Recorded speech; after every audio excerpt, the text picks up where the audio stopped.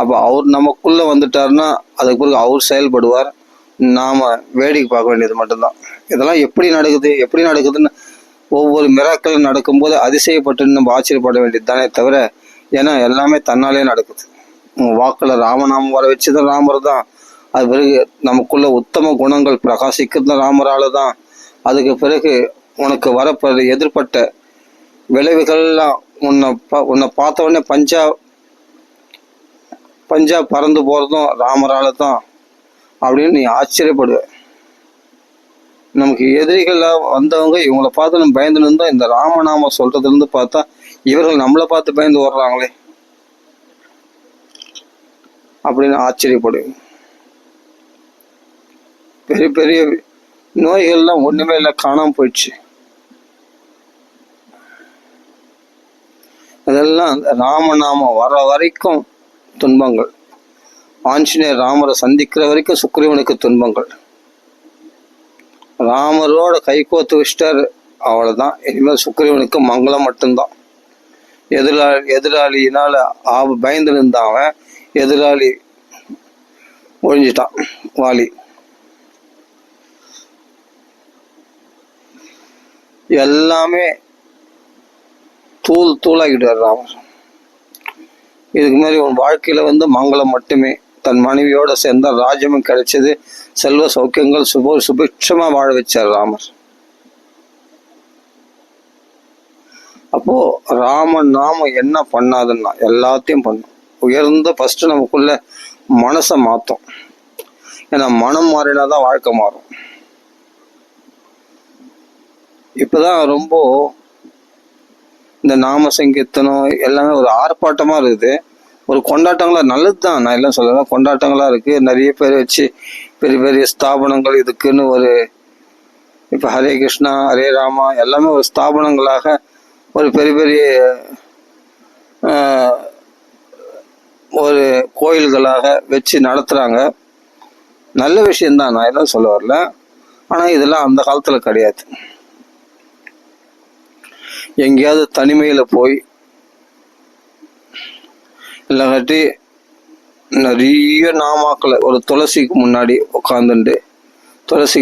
உட்காந்து நாமா சொன்னா ரொம்ப ரொம்ப ரொம்ப ரொம்ப பவர். சொன்ன நம்பிக்கைங்களா? அப்படிதான் தனிமையில நிறைய நாமாக்களை சொல்ல முடியும். நம்ம ஜன கூட்டத்துல பேசிட்டு இருப்போம். அது இப்ப ஸ்தாபனங்கள்ல நிறைய ஹரே கிருஷ்ணா ஸ்தாபனங்கள் உண்டாயிடுச்சு, ஹரே ராமா எல்லாமே ராமநாமம் கூட ஸ்தாபனம் உண்டாயிடுச்சு நிறைய. இப்ப என்னன்னா எல்லா ஸ்தாபனங்கள்ல சத்சங்கன்ற பேர்ல நிறைய இந்த கொண்டாட்டம் கோலாகலம் அது இது நிறைய ஆர்ப்பாட்டமா ஆகிப்போச்சு. இப்போ பக்தின்றது ஒரு ஆர்ப்பாட்டமா ஆகிப்போச்சு. முன்னெல்லாம் அப்படி கிடையாது. ஏகாந்தமா போயிடுவாங்க, அவங்க பாடு மாலை ஒற்றினே இருப்பாங்க, பசி தாகத்தை மறந்து நாமத்தை சொல்லின்னு இருப்பாங்க இரவும் பகலும். அது சித்தி, அந்த நாம சித்தி ஏற்படுற வரைக்கும் அவர்கள் ஆகாரம் சாப்பிட மாட்டார்கள், தனிமையில் இருப்பாங்க. தங்களை எந்த ஒரு செயல்களையும் ஈடுபடுத்தி கொள்ள மாட்டார்கள்.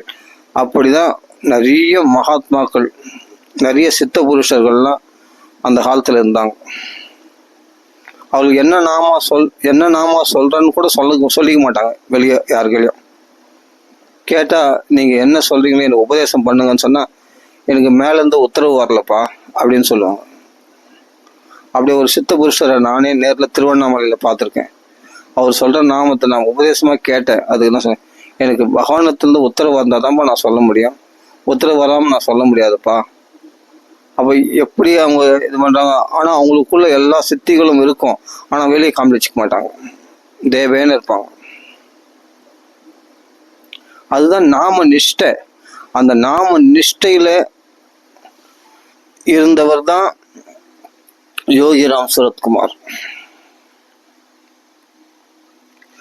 பப்பா ராமதாஸ். இவரெல்லாம் திருவண்ணாமலையில உட்கார்ந்துட்டு அனவரதும் இரவும் பகலுமாக நாமத்தை சொல்லிக் கொண்டே இருப்பார்கள்.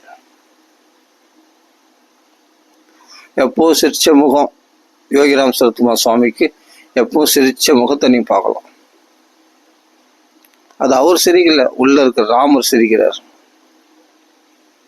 பிரசன்னமா வாழ வைக்குது. ஆஞ்சநேயர் எப்படி உற்சாகமா எப்போதும் செயல்பாட்டிலே இருக்கிறாரோ, இயக்கத்திலே இருக்கிறாரோ, எப்படி சுறுசுறுப்பா இருக்கிறாரோ ஆஞ்சநேய சுவாமி உற்சாகமா, அது மாதிரி உன்னை உற்சாகமா இருக்க வைக்கும் ராமநாமம். உன்னை சோர்ந்து போய் உட்கார நாளே இருக்காது உனக்கு. உன்னை துடி துடிப்பா இயங்க வைக்கும். அதான் ராமநாமம். நீ சின்ன சின்ன விஷயத்தெல்லாம் கவலைப்படுறதில்ல, அதெல்லாம் ஒரு நாள் இல்லாமல் போயிடும் பார். நீ நல்லா பார். நீ எதுக்கெல்லாம் பயந்த, அதெல்லாம் இப்போ நினைச்சா கூட ஞாபகத்துக்கு வராது. இந்த ஒரு விஷயத்தெல்லாம் நம்ம பயந்து இருந்தோம் ஒரு டைம்ல. ஏன்னா நம்ம ரொம்ப நம்ம மனசு அவ்வளோ கீழே இறங்கி அல்பமான விஷயங்களை சிந்திச்சு இருந்தது. ஆனா இன்னைக்கு உயர்ந்த நிலையில இருக்கும்பொழுது அதெல்லாம் ஒரு விஷயமே இல்லை, இதெல்லாம் ஒரு தேவைகளே கிடையாது. இதை விட உயர்ந்த நிலை பகவத் ஆனந்த உன்னத ஆனந்தத்துல அப்படி மிதக்கும் பொழுது, பேரானந்தத்தில் தலைக்கும் பொழுது, இதெல்லாம் ஒரு மேட்ரா? இதெல்லாம் ஒரு விஷயமா? இந்த அல்ப சௌக்கியத்துக்காக நம்ம இவ்வளோ போராடணும், இவ்வளோ போராடி சண்டை போட்டு ஒருத்தருக்கு போட்டி போறாம, இது இந்த அல்ப விஷய சந்தோஷத்துக்காகவா இவ்வளோ மன உளைச்சல் பட்டோம்? இதுக்கா வாய் தகராறு கை தகராறு நம்ம பண்ணிட்டு இருந்தோம்? இதுக்கா நம்ம இவ்வளோ மல்லு கட்டின்னு இருந்தோம்? காலத்தை வேஸ்ட் ஆகிட்டோமே. இந்த சமயத்துல ராமநாமா சொல்லியிருந்தா ராமர் மாதிரி அந்த உயர்ந்த நிலைக்கு நம்மளை கொண்டு போயிடும். அந்த மனப்பான்மை வந்துடுமே. இப்ப நீ ராமரை பத்தி எல்லாமே கடைப்பிடிக்க முடியும். ஆஞ்சநேயர் ராமரை போல கடைப்பிடிக்க முடிஞ்ச மாதிரி ராமநாமத்தை சொல்லி ரோம் ரோம் கி ராம் ராம். அப்ப மயிர்கால் ராமனும் ஊறி போயிருக்குன்னா அப்ப எவ்வளவு கோடி ராமநாமாவை சொல்லியிருப்பார் ஆஞ்சநேய சுவாமி. அவர் வால்ல ராமநாமா, நாக்குல ராமநாமா, தலையில ராமநாமா, அவர் உடம்புல உள்ள ரோமங்கள் ஒவ்வொரு ரோமத்திலயும் ராமநாமா. அந்த ராமநாம நிஷ்ட ராம ராம ராம ராம ராம ராம ராம ராம ராம் ராம் ராம் ராம் ராம் ராம் ராம் ராம் ராம் ராம் அப்படியே ராமநாம சொல்லிகிட்டே இருக்கணும். இப்படிதான் அன்னைக்கெல்லாம். இன்னைக்கு நல்லா அதான் எல்லாமே ஒரு ஸ்தாபனங்கள் ஆகி போச்சு, கோயில்கள் ஆகி போச்சு. நல்லதுதான், நான் எல்லாம் சொல்ல வரல. நிஷ்டை வேணும், அதுதான் மெயின். நிஷ்டைனா இடைவிடாமல் சாப்பாடு தண்ணிக்கு முக்கியத்துவம் கொடுக்கக்கூடாது. நம்ம சொகுசு வாழ்க்கைக்கு ஃபர்ஸ்ட் மெயினா இந்த ஏசி, இந்த ஏர் கூலர், ஃப்ரிட்ஜில் வச்ச பொருள்கள் சாப்பிட்றது, கூலிங்கா இது பண்றது, இதெல்லாம் முதல் தவிர்க்கணும். முதல் இந்த சொகுசு வாழ்க்கை, பெட்ல தூங்குறது, இதெல்லாம் தவிர்த்துட்டு தனிமையில ஒரு தரையில ஒரு துணி போட்டு உக்காந்து அழகா நாமத்துல தான் ஃபுல் கான்சென்ட்ரேட் இருக்கணும். இது எனக்கு பலன் கொடுத்துக்குதோ கொடுக்கலையோ, ஆனா நான் விட மாட்டேன் அப்படின்ற இதுல சித்தி அடையணும் அப்படின்ற ஒரு உயர்ந்த மனநோக்கத்தோட விடாமுயற்சியோட தொடர்ந்து நாம சித்தி ஏற்படுற வரைக்கும் நாமத்தை விடாம சொல்லிகிட்டே இருக்கணும். அப்போ நடுவுல வர்றதுதான் இந்த அஷ்டமா சித்திகளும். அப்போ அஷ்டமா சித்திகளே கை கொடுனா உன் பிரச்சனை எல்லாம் தீராதா? சின்ன சின்ன விஷயங்கள், அந்த அஷ்டமா சித்திகளோட கீழ்நிலையில் இருக்கிறது நம்ம பிரச்சனைகள், அதெல்லாம் ஈஸியா தீர்த்துடும். நமக்கு பணமா கொட்டும், பணம் ஒண்ணுமே இல்லை, அதெல்லாம் பணம்லாம் உன் பின்னாடி தேடி வரும். ராமன் நாமத்தினால எல்லா லக்ஷ்மி கடாட்சங்களும் வந்துடும். அஷ்டலக்ஷ்மி நம்மளை தேடி நமக்கு சேவை செய்யும். சகல புண்ணிய தீர்த்தங்கள் தேவதைகளும் உங்களிடத்துல பவித்திரமாக்கி கொண்டு போவோம். தங்களிடத்துல கழுவி விட்ட அந்த பாவங்களை எப்படி போகுதுன்னா, இது மாதிரி ராமநாமா சொல்றவங்களிடத்துல அவங்க பாபங்களை போக்கி கொண்டு போவாரலாம். யாரு? கங்கை யமுனை. அவர்களுக்கு ஏது பாவம்? அவர்கள் பாவத்தை போகவில்லை இல்லை, அவரிடத்துல கொண்டு பாவத்தை கழிக்கிறாங்க. அப்ப அவங்க எங்க போக்குவாங்க? இது மாதிரி பாகவதர்கள் இடத்துல அவர்கள் அப்போ அவர்கள் இருக்க இடத்துல சகல புண்ணிய தீர்த்தங்களும் அங்க இருக்கும். சகல புராணங்கள், இதிகாசம் போன்ற தேவதைகளும் அங்க தங்கிடும். 33 கோடி தேவர்களே அந்த ராம நாமத்துக்குள்ள எல்லா நாமங்களும் ஆனாம ஈனாம வச்சு கேட பேடம். ராமன் நாமம் ஒண்ணு இருக்கும்பொழுது இது தாரக மந்திரம். இதுல உள்ள எல்லா மந்திரங்களும் அடக்கம். 33 கோடி தேவர்களும் தேடி வந்துருவாங்க. இடத்துல மும்மூர்த்திகளும், 30 தேவியர்களும், 80 ரிஷிகளும், 30 கோடி தேவர்களும் அந்த ராமன் நாமம் இந்த ஒண்ணுத்துக்காக நீ பெரிய அளவு நீ உயர்ந்துட்ட. ஒரு பணக்காரனை அண்டி இருக்கிற ஒரு வேலைக்காரர்கள் போல இந்த தேவர்கள்லாம் உன்னை அண்டி இருப்பாங்க. ஏன்னா உன்னால் ஆக வேண்டியது இருக்கே. நீ ராமநாமா சொல்றன்னா உனக்கு எல்லாருமே அனுகூலமாயிடுவாங்க. ஆஞ்சநேயருக்கு மைனாக பர்வதம் உதவி செய்ய வந்தது போல அந்த மைனாக பர்வதத்துக்கு சகல தேவர்களும் ஆசீர்வாதம் பண்ணாங்க. ஒரு ராமன் நாம சொல்றவங்களுக்கு கைங்கரியம் பண்ணிருக்கியா, உனக்கு எல்லா உதவிகளும் செய்தா, அதனால அவங்களுக்கு பகவான் சந்தோஷம் அடைவான் அவங்க நிமித்தமாக. அதுக்காக பகவத் சந்தோஷத்தை பெறுவதற்காக தேவரெல்லாம் அந்த பாகவதர்களுக்கு அனுகூலமா இருப்பாங்க. ஆசீர்வாதங்களை பொழிவார்கள், வரங்களை கொடுப்பார்கள். அர்ஜுனன் பார்த்தா சிவன்களை பாசுபாதஸ்திரம் வாங்குறான், இந்திரனிடத்துல போய் அஸ்திரங்கள்லாம் பெற்றுக்கொள்கிறான், ஆசீர்வாதங்கள் பெறான். அவன் மற்ற தேவர்களிடத்துலாம் அவன் அக்னி பகவானே காண்டியம் இல்லை கூட. ஏன்னா கிருஷ்ணனுக்கு பிரீதியா இருக்கிறதுனால, அவன் கிருஷ்ணநாமத்தை சொல்றதுனால அப்ப மற்ற தேவர்கள் எல்லாம் அனுகூலமாயிடுறாங்க. ராமன் நாமம் இன்னும் சொல்ல போறார். அவர் ராம் பக்தர்ன்றதுனால யமனே உன்னை நான் தொடமாட்டேன் அப்படின்ட்டு ஆஞ்சநேயருக்கு வரம் கொடுக்குறாரு. இந்திரன் என்னுடைய வஜ்ராயுதம் கூட உன்னை ஒன்றும் பண்ணாதுன்னு வரம் கொடுக்குறாரு. அவளும் என்னன்னா வருண தேவன் என்னுடைய ஜலத்தினால் உனக்கு ஆபத்து கிடையாது. சூரிய பகவான் என்ன சொல்ற, நானே உனக்கு குருவா இந்த உபதேசம் பண்றேன். பிரம்மதேவர் என்ன சொல்ற, என்னுடைய பிரம்மாஸ்திரம் கூட உன்னை ஒன்றும் பண்ணாது. சனீஸ்வரன் என்ன சொல்ற, உனக்கு ஒரு கும்பிடு, உன் திசைக்கு ஒரு கும்பிடு, உன் பக்தர்களுக்கே ஒரு கும்பிடுப்பா, இந்த ராமநாம சொல்ற பக்கம் நான் திரும்பியே பார்க்க மாட்டேன்னு சனீஸ்வரன் சொல்லிட்டு போயிட்டான். அப்போ யமனும் வரமாட்டான், மற்ற தேவரும் எந்த ஆபத்துக்களும் வராது. நாங்களாம் அனுகூலமா இருக்கும் போது உனக்கு எப்படி நான் பிரதிகூலமா இருப்போம் அப்படின்னு சொல்லிட்டு ராம கைங்கரியத்துக்காக இந்த குழந்தை பயன்பட போறான், ராமநாமம் சொல்ல போறான் அப்படின்னு சொல்லிட்டு ஆஞ்சநேயருக்கு எவ்வளவு வரங்களும் வர்ஷிக்கிறாங்க சகல தேவர்களும். நான் சொல்றதெல்லாம் சும்மா நான் பெருமைக்கு பேசல, என் வாய்க்கு சொல்ல சரித்திரம். இதெல்லாம் சரித்திரபூர்வமான உண்மை. உத்தரகாண்டத்துல போய் படிச்சு பாருங்க, ராமாயணத்துல அத்தனையும் இருக்கு. அப்ப ராமநாமா சொல்றவங்களுக்கு எல்லா தேவர்களும் அனுகூலமா இருப்பாங்க.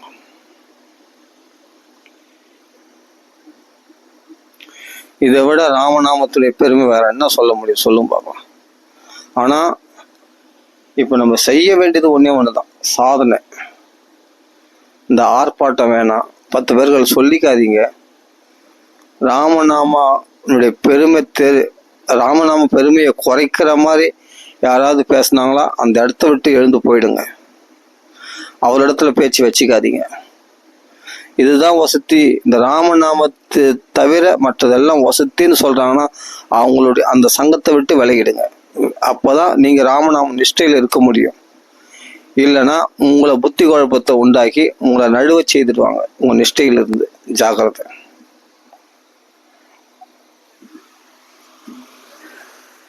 ராமநாமத்தினுடைய பெருமையை பேசுபவர்களோடு மட்டும்தான் சேரணும், இல்லை தேவையில்லை. நம்மளே ராமநாம தொடர்ந்து சொல்லிட்டே இருந்தவன் நமக்கு ராமநாமத்துடைய பெருமை தெரியும் அனுபவபூர்வமா.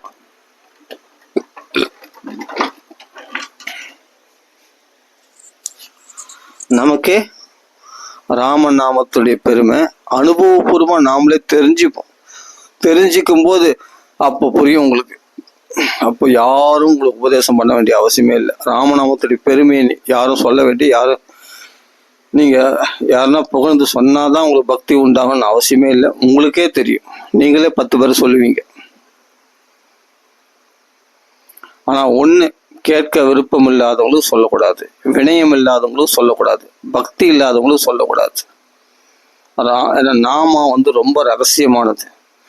நாமத்தை எப்போ உனக்கு ரகசியமா தோணுன்னா உனக்கு பலன் கொடுக்கும்போது, இவ்வளோ அற்புதமான பலனை கொடுக்குதே, இவ்வளவு விசேஷமா இருக்கு இந்த ராமநாமம், இவ்வளவு மகிழ்ச்சி கூட அப்படின்னு உங்களுக்குள்ள அந்த புத்துணர்ச்சி அது ஏற்படும் போது, எப்படிப்பட்ட நாமம் இது, இந்த தபஸை நான் யாருக்கெல்லாம் எப்படி கொடுக்க மனசு வரும். தபோ தனர்கள் இந்த ராமநாமம் சொல்றதையே தபஸாக கொண்டவர்கள், அதை தனமாக கொண்டவர்கள்.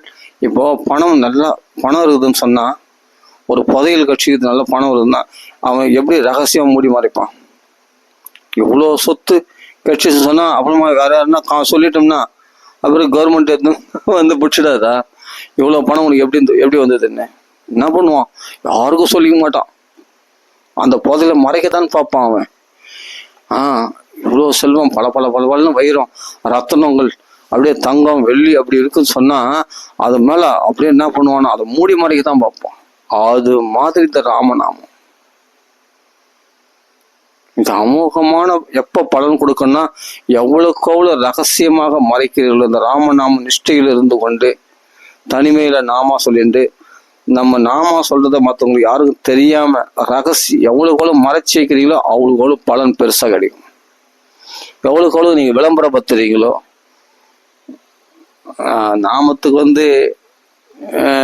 எந்த ரெஸ்ட்ரிக்ஷன் கிடையாது தான், ஆனா பலன் கம்மியா தான் இருக்கும்.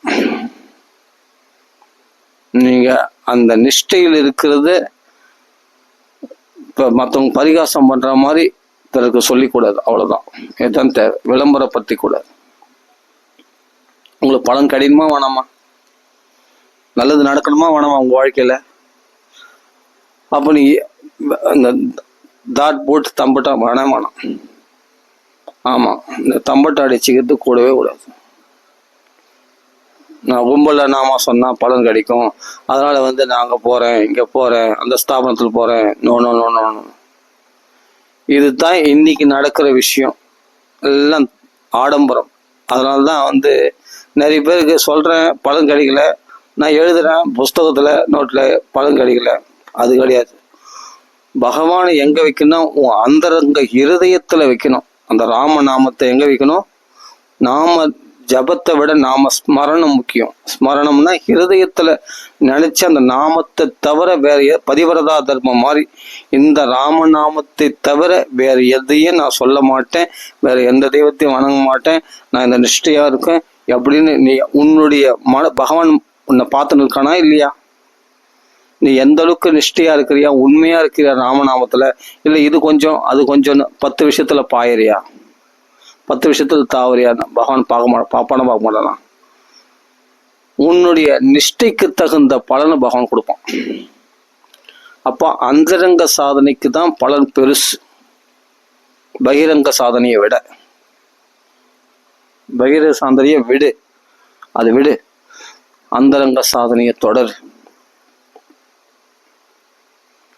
அப்போ யாருக்கும் தெரிய வேணாம், நீ சொல்றது உண்மையான பக்தி அதுதான். யாருக்கும் தெரியாம பண்ற பக்தி தான் உண்மையான பக்தி. பகவானுக்கு மட்டும் தெரிஞ்சா போதும். நான் 10 பேர் கூப்பிட்டு நாமசிங்கத்திரம் பண்றேன், அதெல்லாம் என்னன்னா ஆரம்பத்துல எல்லாம் ஓகே. 10 பேர் கூப்பிட்டு நாமசிங்கத்திரம் பண்றேன், 4 பேர் கூட நாம சொன்னாதான் எந்த பலன் கிடைக்கும், அதெல்லாம் கிடைக்காது. நீங்க வேணா பாருங்க, என்ன கட்சித்து பாருங்க. 10 பேர் கூட நிறைய பேர் இருந்தா நாம நிறைய பேர் சொன்னா சாநித்தியமா இருக்கும். என்ன சாநித்தியமா இருக்கும்? அந்த இடம் சாநித்தியமா இருக்கும். உங்களுக்கு என்ன பலன் கிடைக்கும்? கிடைக்கும். அதாவது நான் சொல்றேன்னா கிடைக்கும். அதை விட 10 மடங்கு பலனை நீங்க அந்தரங்க சாதனையா பண்ணா கிடைக்கும். அதான் மெயின். உங்களுடைய உண்மை நேர்மை, அந்த அதாவது எப்படி சொல்றது, பகவானை பார்க்குற மாதிரி பகவானுக்கு உண்மையா இந்த நாமத்துல அவ்வளோ திருட விசுவாசத்தோட முழு நம்பிக்கையோட நீங்க சொல்லக்கூடிய நாமத்துக்கு பலன் அதிகம். 10 பேர் கூப்பிட்டு நாம சொன்னா, நாம சேந்திரம் பண்ணா சாநித்தியம் உண்டு, எல்லாம் பலன் உண்டு. நான் என்ன சொல்றேன்னா அது பலன் இல்லைன்னு, இந்த அனுபவபூர்வமா சொல்றேன்.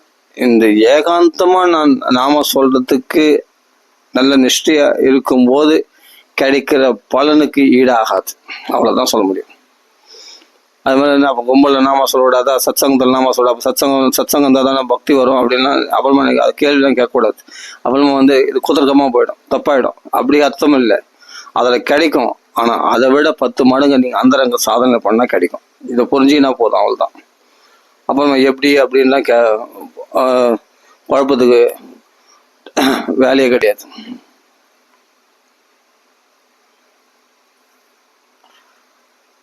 உங்களுக்கு ராமருக்கு ஆஞ்சநேயருக்கு தெரிஞ்சா போதும், ஸ்ரீ பகவான் நான் போதேந்திரால் தெரிஞ்சா போதும்.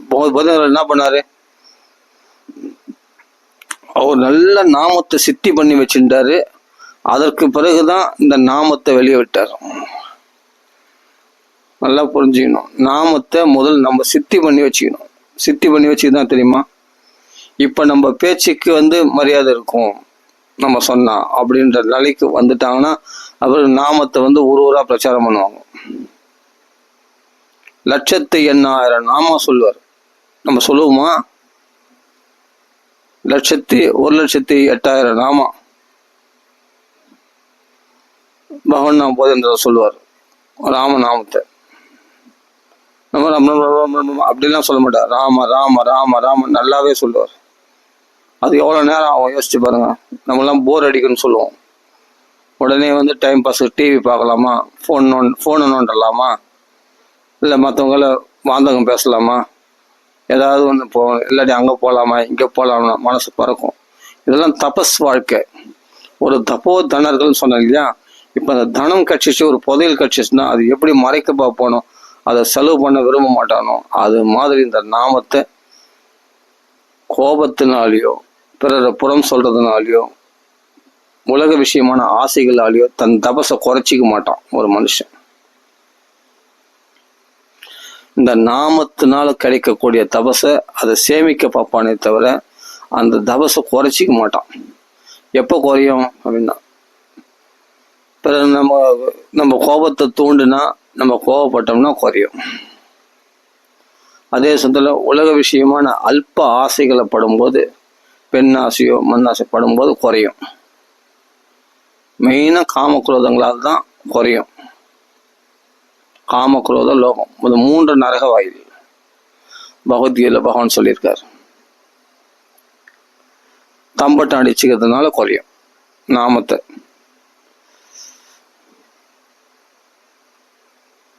உங்களுக்கு நல்லது நடக்கணும், வாழ்க்கையில ஏதாவது ஒரு மேன்மை நடக்கணும், சீக்கிரம் நடக்கணும் அப்படின்னா அவ்வளவு நாமத்தை நீங்க அந்தரங்க சாதனையா பண்ணணும்.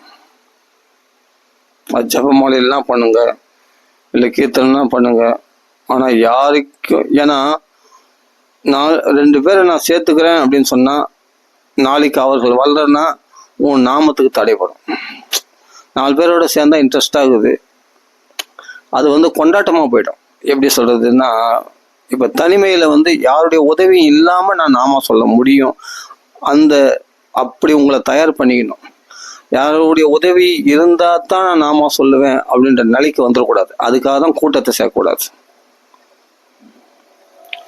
இது ஏகாந்த லாபம்.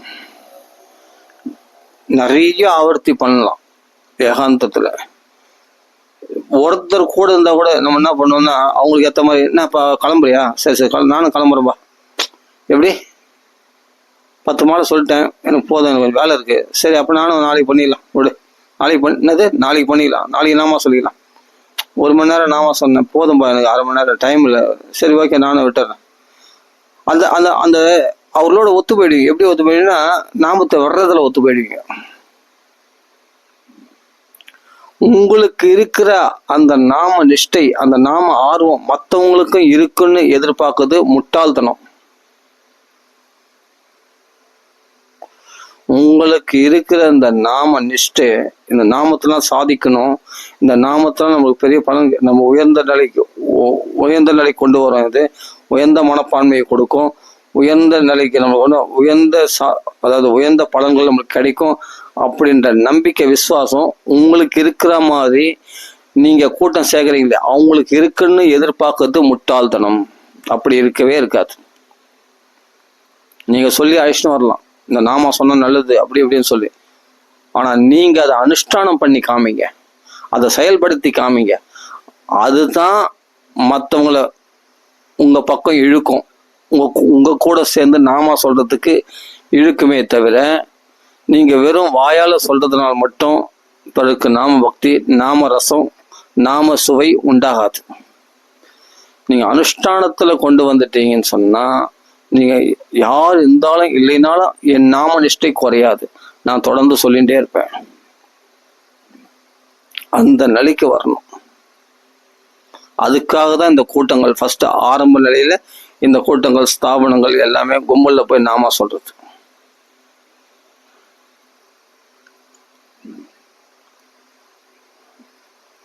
எந்த சூழ்நிலையிலும் இவங்க இருந்தா தான் நாம அந்த இது வரவே கூடாது. சாப்பாடு சாப்பிட்டாதான் நாம சொல்ல முடியும், சாப்பாடு சாப்பிட நாம சொல்ல முடியும். வைராக்கியம் வந்தவங்களுக்கு என் உயிரே போனாலும் பரவாயில்ல, இந்த நாமத்தை விடுறதில்ல, இத்தனை நாம சொல்லாம நான் எழுந்துக்கிறதில்ல, இத்தனை நாம சொல்லாம நான் சாப்பிட்றதில்ல, இத்தனை நாம சொல்லாம நான் தூங்குறதில்ல அப்படின்னு நிஷ்டையா இருக்கிறவங்க அந்த காலத்துல தியாக பிரம்மெல்லாம் 96 கோடி ராமநாம சொன்னார்னா எப்படி சொல்லியிருப்பாரு? அவர் நான் வயிறு முட்டை சாப்பிட்டுட்டா நாம சொன்னாரு. தியாக பிரம்மம் அடுத்த சாப்பாட்டுக்கு வழி இல்லை. ஜெப்பியசனுடைய கையை தான் எதிர்பார்த்திருந்தார். அவன் அண்ணன் தான் படியால் இருந்தாங்க. அதனால்தான் அவர் கரிச்சு கொண்டிருந்தார் ஏதாவது. ஆனாலும் அவர் பாட்டுக்கு நாமா சொல்லிகிட்டே இருப்பார். அவர் நாமந்தான் சாப்பாடு. ராம நாமத்தை சொல்லிட்டு அப்படியே இருப்பாங்க அவங்களாம், தியாக பிரம்மெல்லாம்.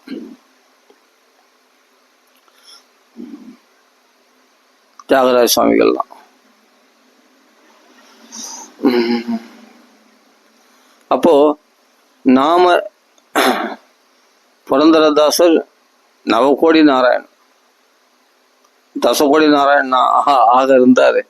பகவான் அதை மொத்தத்தையும் பிடிங்கிட்டார். பிடிங்கல, அவரே விட்டார். எல்லாத்தையும் தூக்கி போட்டு இதை விட வசதி ராமன் நாமம் அப்படின்ட்டு பகவான் நாமத்தை தம்புர அம்பேட்டர் ஜம்முன்னு கிளம்பிட்டார். அப்போ இந்த ஐஸ்வர்யத்தினுடைய மகத்துவம் தெரிஞ்சுக்கிட்டா அப்போ நீங்க தூக்கி போட நீங்க எதெல்லாம் தூக்கி போட முடியாதுன்னு நினைச்சீங்களா, அதெல்லாம் ஈஸியா தூக்கி போட்டுருவீங்க. அதெல்லாம் எது வரைக்கும் மரியாதை, எது வரைக்கும் மதிப்பீங்க அப்படின்னா ராமநாமத்துடைய சுவை தெரியாத வரைக்கும் தான் மதிப்பீங்க. அதனால இந்த நாம நிஷ்டை ரொம்ப ரொம்ப ரொம்ப ரொம்ப பவர்ஃபுல். இதுக்கு ஒருத்தருடைய அதுக்காக தான் இவ்வளோ பகவன் நாம ரசோதயத்துல ஒரு ஆளுடைய உதவி கூட தேவையில்லை, ஒரு திரவிய அபேட்சை தேவையில்லை, ஒரு புருஷாந்தர அபேட்சை தேவையில்லை. ஒரு புருஷாந்தரம்னா புருஷன்னா ஒரு ஒரு மனுஷனுடைய உதவி கூட தேவையில்லை.